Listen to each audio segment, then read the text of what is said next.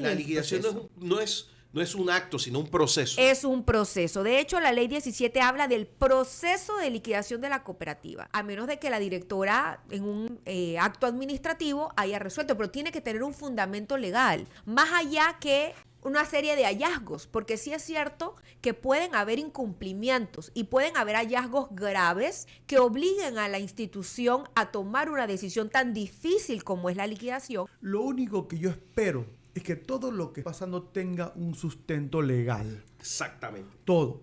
Así sea como que la detención de Jaime Caballero, las acusaciones que puede llegar a tener el Ministerio Público en contra. Ya estamos en la tertulia de jueves aquí en los 92 puntos de FM y don Elías Levy está con nosotros, abogado, ex cónsul de Panamá en Nueva Muy York. buenos días, Guillermo. ¿Estás, buenos Elías? días, Ana Giselle. Buenos días al público cibernauta que nos escucha hoy. Abogado. A ver si mi papá me está escuchando. Saludos al señor Levy. Oye, la abogada aquí, nada más y nada menos que Ana Giselle Rosas. Buenos días.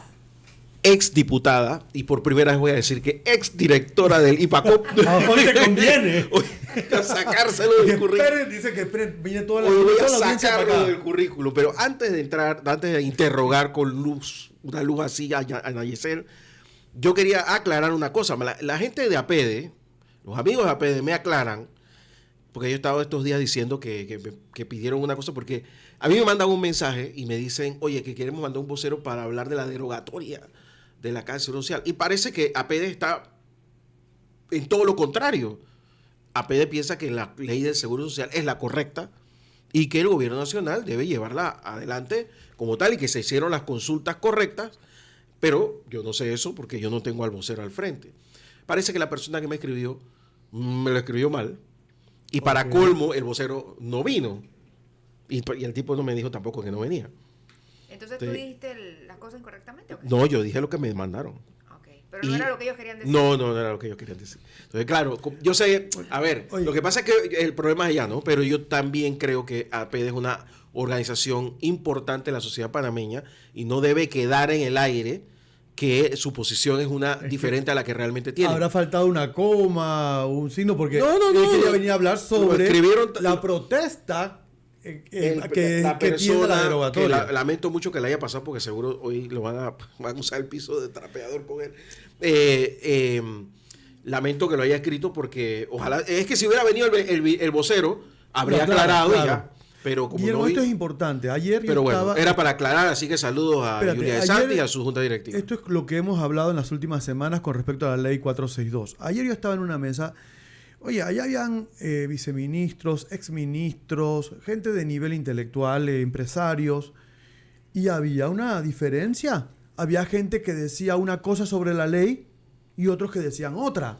No tenemos claro lo de la ley. Yo te voy a hacer una acotación. A mí me dicen que hay un te voy a hacer una acotación. Sí. No sé ni quiero saber de qué partido eran, ni de qué gobierno eran. Pero estoy seguro que sus gobiernos no hicieron nada para mejorar la ley de la cárcel social. Yo no estoy hablando. No importa cuánto vaya esto. Estoy seguro que todos no hicieron absolutamente nada.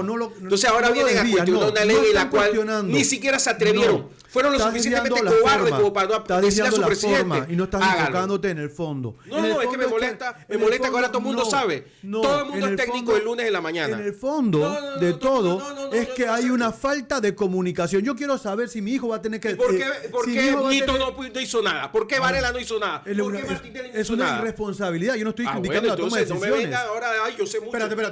Espérate. Y la ley que está tampoco es de Molino. No, hombre, no. La ley que está es de la ¿Y Asamblea. quién la puso? ¿Cómo se llama el presidente? La ley que está... ¿Cómo se llama el presidente? La ley que está... Santo Claus. La ley que está...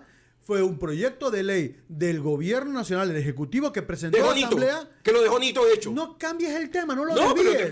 Estoy criticando la comunicación, no desvíes el tema a un tema político. ¿Ok? Yo estoy nada más recomendando que mejoren la comunicación del Estado. No puede ser que en una mesa de supuestamente personas... Eso es otro tema. Hay dos puntos de vista. Lo que pasa es que nosotros éramos ministros y estamos de desacuerdo. Ahora. No, lo dijeron. Había una diferencia de opinión y yo lo hice ver. Yo lo hice ver. No puede ser que en una mesa donde hay gente supuestamente educada, culta, preparada, haya dos puntos de vista sobre una misma ley, independientemente de la parte política. Porque con lo que yo estaba no era político, era empresario. Pero ¿sabes por qué? Yo quiero saber si mi hijo se jubilan, va a tener el 60% con 240 Bueno, cuotas o va a tener tienes derecho a preguntarlo, pero lo trabajar que te más? quiero decir Yo quiero que es me que lo hay aclaren. diversas opiniones porque no tuvieron una opinión del tema. Ese es el problema que tiene Panamá. Que ese tema se debió enfrentar y no se hizo. Totalmente, desde el gobierno de ¿Me entiendes? Martinelli. Entonces desde ahora el gobierno de Martinelli. todos tienen Espera. la solución. La ley la puso, Ahora. la ley que tenía que revisar y darse vuelta y darle una auditoría era la de Martín Torrijos en el 2004 y había una responsabilidad del gobierno de Martinelli, del gobierno de Varela y del gobierno de Nito. Y en el gobierno de Martinelli también tú sabes quiénes estaban allí. Así que no vengas a sacar al gobierno porque muchas personas de este gobierno también Pero si están en el puso gobierno la de ley en la Martinelli. mesa. Eso está bien. Y estoy de acuerdo Entonces, con eso. ¿qué Y más tú salvó, quieres? y te digo, Que incendie el seguro. y salvó la caja. No, es que ya Yo no había para estoy pagar, criticando, había yo no para estoy pagar. criticando la toma de decisión, Entonces, Guillermo. ¿cuál es el problema? Estoy Está diciendo que- criticando la falta de comunicación. Pero son diferentes. Pero Una yo cosa es que tú comencé sepas con eso. comunicar, Es que que yo tampoco siento- Nito supo y tampoco Varela supo. Y tengo que reconocer que Martínez sí lo hizo mucho mejor. Sí, yo siento que en ese tema, más allá que de la falta de comunicación, lamentablemente el ambiente como país que teníamos no permitió mucha más participación, mucha más comunicación. Veníamos con un arrastre en donde yo tengo que reconocerlo. Yo fui parte de la asamblea. La asamblea se ha distanciado mucho de la participación ciudadana. A mí me tocó sesionar leyes muy difíciles y complicadas a puertas cerradas. Y eso fue parte del problema que ya viene prácticamente institucionalizado. No podemos olvidar que hasta hace un par de meses la asamblea estaba rodeado por cercas. O sea, ni siquiera caminando podías acercarte a los predios legislativos. Entonces ya venía la discusión de esta ley con un ambiente de hermetismo o de tal vez no necesariamente con la amplitud que correspondía, pero debemos reconocer que eso era producto de la forma en que ya venían tratándose los temas a nivel nacional.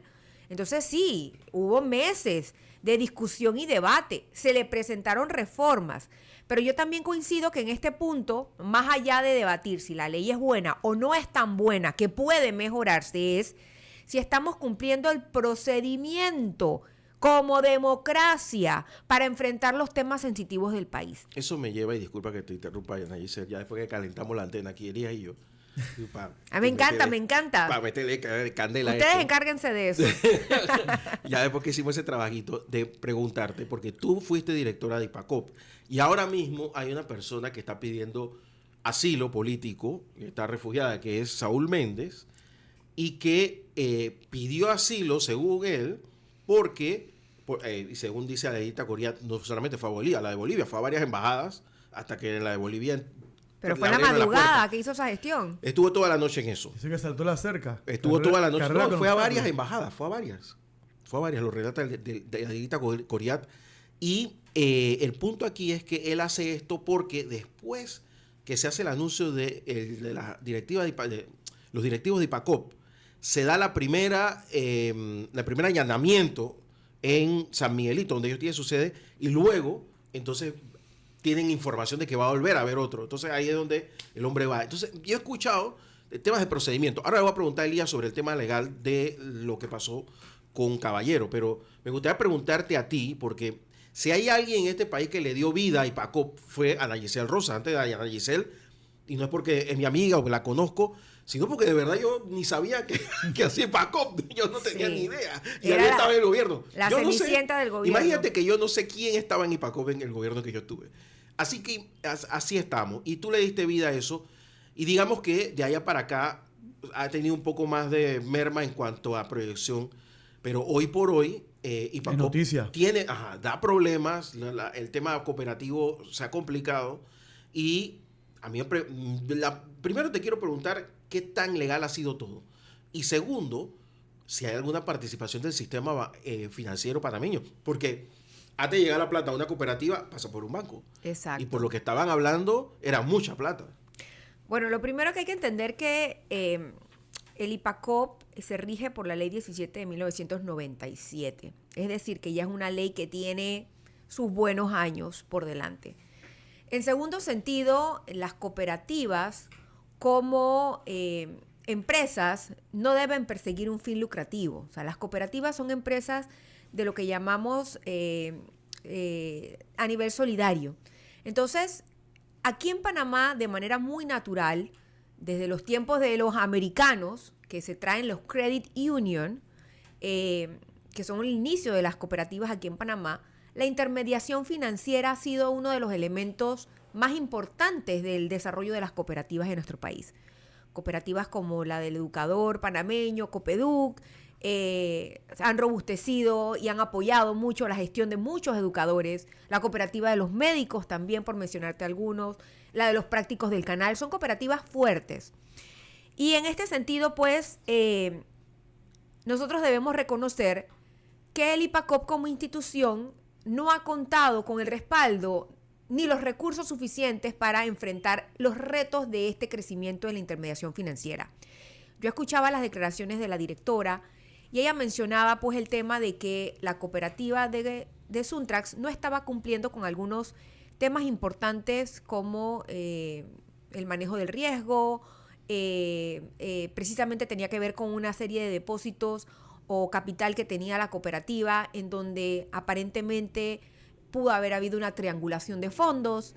Entonces, son retos reales que a nivel de institución se viven día a día porque, hay que decirlo, muchas de las cooperativas que al IPACOP le toca fiscalizar y regular, están mucho más adelantadas que la capacidad que tiene el IPACOP. En materia de auditoría, en materia de control financiero. Las cooperativas de intermediación financiera no necesariamente se rigen o cumplen todos los elementos que cumplen los bancos. Y ese ha sido un debate que desde hace muchos años se ha llevado adelante porque las cooperativas no son bancos en el sentido de que no cumplen un fin lucrativo. Los bancos son lucrativos y aquí se ha debatido mucho precisamente de que en una cadena financiera el último que puede sacrificar un centavo de ganancia son los bancos. Los bancos nunca pierden. Te quitan lo que te tienen que quitar, pero no pierden. Las cooperativas no. Las cooperativas llevan un fin precisamente de brindar el apoyo social a gente que nunca tendría acceso a un banco. Pero ¿qué pasa? Hay elementos, y a mí me tocó, como directora del IPACOP, por ejemplo, entrar al proceso de intervención y posterior liquidación de la cooperativa de la Caja de Seguro Social Coasex. Porque la cooperativa estaba siendo utilizada primero para descapitalizarla. La cooperativa estaba pagando, por ejemplo, comisiones por los depósitos que se ponían en la cooperativa y estaba pagando también unos intereses que no iban acorde con el mercado, o sea, intereses mucho más altos, sacrificando la rentabilidad de la cooperativa. Aparte, estaban prestando sin las suficientes garantías. Es decir, la cooperativa estaba con un hueco financiero que a largo plazo no iba a poder cumplir con sus obligaciones con los asociados. Es como un banco, pero con mucho riesgo.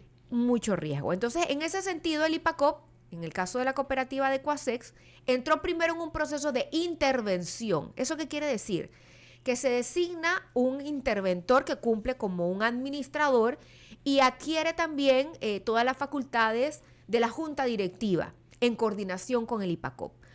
Luego de un par de meses que el IPACOP entra y hace una evaluación real del estado de la cooperativa, entonces en ese momento sometimos a la junta directiva del IPACOP la decisión de entrar en un proceso de liquidación. O sea, tienen que cumplirse una serie de pasos precisamente para que sea posteriormente legal, que no se caiga en una ilegalidad en el proceso. La liquidación no es un acto, sino un proceso. Es un proceso. De hecho, la ley 17 habla del proceso de liquidación de la cooperativa y establece distintos puntos en los cuales entramos en ese proceso. Primero, porque se da un acuerdo o resolución de disolución. O sea, que los mismos miembros de la cooperativa, a través de una asamblea, decidan que ya la cooperativa cumplió con su objetivo o que no puede cumplirlo más y se entra en un proceso de liquidación. Que haya una resolución del IPACOP a nivel administrativo, que haya una sentencia judicial. Ya una vez que se cumplan algunos de estos elementos, entonces se nombra un liquidador que tendría que entrar en ese proceso de liquidación, primero para hacer un inventario, un balance inicial, verificar el listado de las deudas, de las cuentas por cobrar, el patrimonio, pagar las obligaciones. Hay un orden de prelación en cuanto a las obligaciones que tienen las cooperativas. De primero están las deudas laborables y de seguridad social, las obligaciones fiscales, obligaciones con acreedores. Después, si hay un remanente en todo este proceso, entonces se distribuye entre Los cuentavientes. Los socios de la cooperativa, que son primero socios, entiendo, ¿no? los cuentavientes, los que tienen cuenta. confiaron en depositar sus ahorros.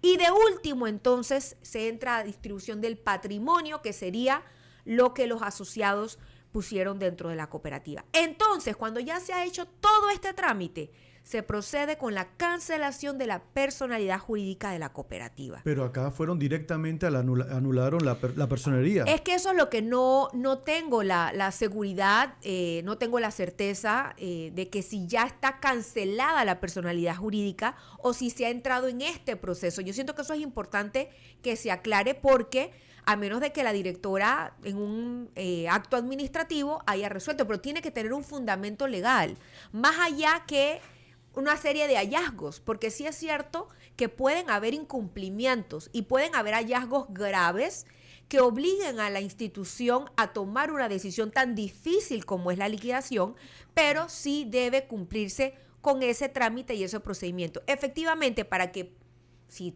interviene en alguna demanda, no se caiga el proceso. Esto es importante. Entiendo, entonces tú hablaste de varias etapas, Ana, que hay una etapa de un interventor primero, después un proceso de liquidación, después a lo último se anula la personería se anularía la personería de jurídica. La cooperativa. Nosotros solo sabemos que un incomunicado en donde se anula directamente la personería. También entiendo que eso puede ser, como un acto administrativo, puede ser recurrido, ¿no? Claro. Puede tener un recurso de reconsideración, Claro. apelación, después ir a la corte, Por eso, si fue una decisión administrativa de la directora, ellos podrían recurrir ante la Junta Directiva del IPACOP, que tengo entendido que a lo que va del año no se ha reunido. Entonces, lleva su trámite y su proceso. Y lo ideal es que efectivamente se haga un llamado de atención generalizado, porque reitero, dentro del sector, desde hace muchos años, se mantiene el debate de que las cooperativas que realizan intermediación financiera, precisamente para evitar temas de riesgo reputacional y hasta de riesgo en escala, porque donde una cooperativa tiene problemas, eso afecta al resto de las cooperativas. Por ejemplo, entiendo que la cooperativa del Suntrax, en su momento, por ejemplo, le prestó recursos a la cooperativa del MEF cuando la cooperativa del MEF estuvo en problemas financieros también. Entonces, las cooperativas se prestan entre ellas. Y cuando una cooperativa tiene problemas, entonces usualmente deja de cumplir no solamente sus obligaciones con los asociados, sino inclusive con otras cooperativas. Entonces, ese es un tema importante a nivel del sector, porque entre ellas hay mucha relación, hay mucha vinculación. Claro, parte de la naturaleza del cooperativismo es apoyarse entre socios, forman parte de distintas federaciones también, y en este sentido hay una interrelación entre el sector. Y es ahí donde la fiscalización, las auditorías por parte del IPACOP en estos momentos es tan importante. Pero también, reitero, darle la tranquilidad al sector de que se está cumpliendo con el debido proceso y de que efectivamente se tomen las medidas correctivas para que otras cooperativas no caigan en esta situación. ¿Tú sabías todo esto? No, yo aprendiendo. Yo lo único que podía saber era los recursos de reconsideración con apelación de Diego subsidio también adoptando. y después el recurso ante la sala contencioso administrativa. Pero mi preocupación como ciudadano, es decir, yo estoy viendo lo que pasa y muchas veces no podemos opinar porque no conocemos el trasfondo, claro. Los expedientes, que esto no debió ser, que sí debió ser. No. Lo único que yo espero es que todo lo que esté pasando tenga un sustento legal. Exactamente. Todo. Así sea como que la detención de Jaime Caballero, las acusaciones que puede llegar a tener el Ministerio Público en contra del Suntrax o sus dirigentes, porque el Suntrax es una personalidad jurídica, contra sus dirigentes, que todo esté bien fundamentado, bien investigado, porque sigue tirando un poco de sal a la herida. Sí, hay gente aquí, leña al fuego. Sí, hay gente que está pensando que esto es una persecución y yo no quiero creer eso. No quiero creerlo, no debo creerlo y hay un tema... no puedo creer que es una persecución. De que esa gente, de que mira, esto es interesante. Ayer, en ese grupo que tú criticaste, estamos hablando sobre la diferencia entre protesta y huelga. No es lo mismo. No. La huelga tiene una regulación y un reglamento y cuando te aprueba el Ministerio de Trabajo la huelga, tienes derecho a cobrar. Por otro lado, tú tienes tu derecho constitucional de protestar. pero no es una huelga. Okay. Y al no ser una huelga y no estar amparada o protegido ese acto que es totalmente, por decir algo, gremial, laboral, de protección del sindicato en cuanto a el ejercicio de tu trabajo en tu gremio, no necesariamente quien está protestando tiene derecho a cobrar. Tú puedes protestar en la calle, que es un derecho constitucional y únicamente necesitas avisar con 24 horas de antelación. Pero ese derecho constitucional de protesta no implica que tú que vas a violentar mi derecho de tránsito. Yo, en ese sentido de la legalidad, yo veía esta mañana, muy temprano en la madrugada, en la entrevista que le hizo Adelita Correa en ECO TV. A la directora. A la directora, creo que la viste, ¿no? Vi parte. A ver, yo estoy del lado de que a Suntra hay que investigarle hasta la mesa, pero me quedé como con una cosa de debilidad, ¿sabes? Como, mira, sí, pero espérate, dame revisar, sí, yo sé lo que hice, pero después te lo pruebo. Entiendo que desde hace varios años, en auditorías anteriores, se le habían hecho recomendaciones en temas que debían cumplir y atender. Pero sí, es como tú mencionas, la función del IPACOP, lo que pasa es que el IPACOP es una institución bicéfala, que no necesariamente con una mano ayudas y entonces con otra fiscalizas. Es una institución de fomento y de fiscalización, que a veces son hasta un poco contrarias entre ellas, porque el fomento te lleva a la obligación de promover, propiciar, ayudar, colaborar, que tengamos más cooperativas. Pero la fiscalización, en algunos momentos, involucra que tú tengas que aplicar sanciones fuertes. Inclusive una de esas sanciones es llevar a una cooperativa a un proceso de liquidación. Entonces, la institución se ha convertido naturalmente más en una institución de fomento, más que una de fiscalización. Y reitero, todos reconocemos que la Superintendencia de Bancos, por ejemplo, a través de los años ha ido robusteciendo sus mecanismos de auditoría y de fiscalización a los bancos, que, ojo, en muchos casos sentimos que no son suficientes, porque Panamá sigue siendo señalada como un paraíso en donde no necesariamente se cumple con todo lo que la transparencia que el sector financiero debería tener. Son algunos de los argumentos que se plantean. A pesar de que la Superintendencia de Bancos tiene las herramientas, tiene el personal técnico, tiene algo más de presupuesto. El IPACOP no lo tiene. Entonces, es ahí donde nos queda un poco la duda de efectivamente hasta dónde están realmente estas cooperativas en términos generales de intermediación financiera cumpliendo con esas matrices de riesgo, con el tener suficientes recursos para enfrentar una crisis dentro del sector financiero.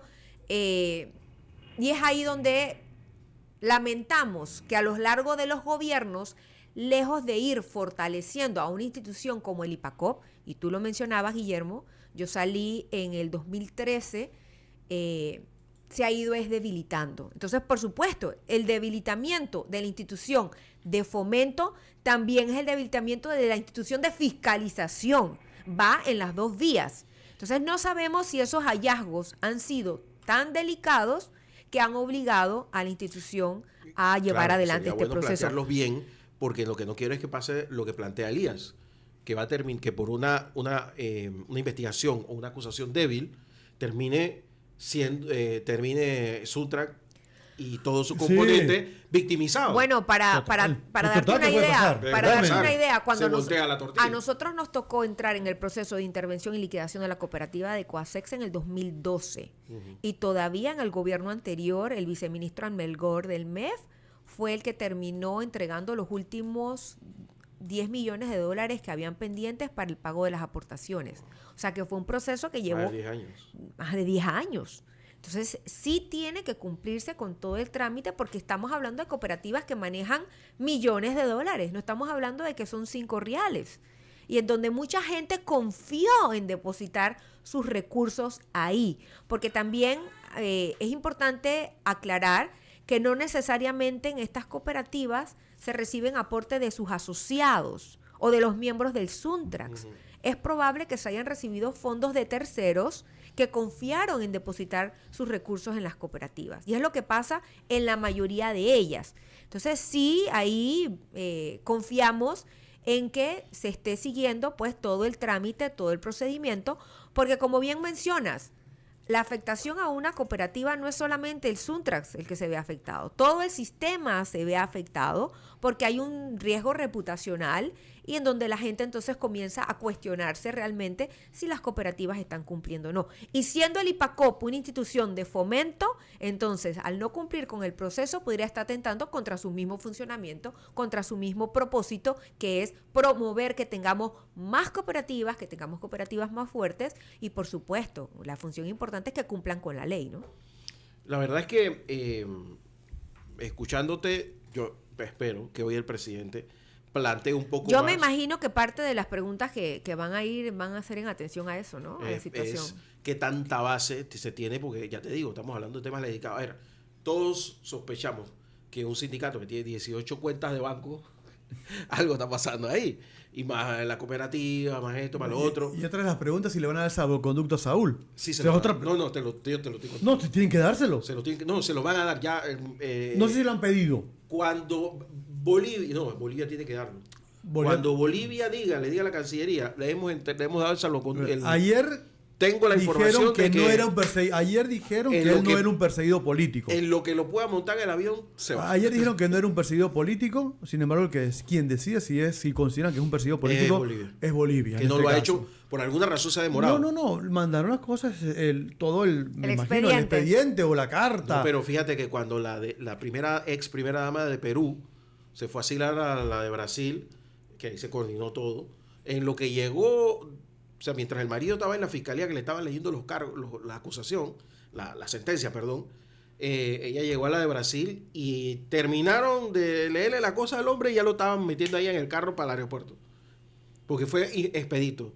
Llegó a la embajada, inmediatamente solicitaron el asilo, inmediatamente Brasil le dio el asilo, inmediatamente la Cancillería le dio el salvoconducto, adiós. Y el que quedó preso fue el marido, pues se llama... No recuerdo. ¿Castillo? No, fue el otro. Pero bueno, una historia de amor presidencial. No digo nada. Claro, porque se sacrificó para que ella pudiera huir. No, y pues no recuerdo el caso. Sí, fue hace un mes. Fue hace un mes. No, pero yo no me lo... Te lo juro, ahora voy a buscarlo. Ahora me enteré. Ahora voy a buscar. Oye, yo creo que el presidente de Perú era Castillo, si no me equivoco. Usaba un sombrero. Ahora, Nadine Herrera se llama la señora que está en Brasil. Sí, toda una historia de amor. No te lo puedo explicar. Porque te estoy diciendo, él se fue para la fiscalía a que le dieran la condena y lo arrestaran. O sea, para la chirola.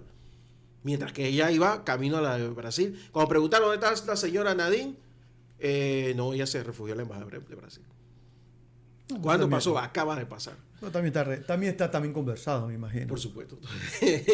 Así que están esperando a que Bolivia diga Vamos a la pausa, don Diego. Estamos en La Mañana Ancon, en la tertulia de jueves en los 92.1 FM y radioancon.com.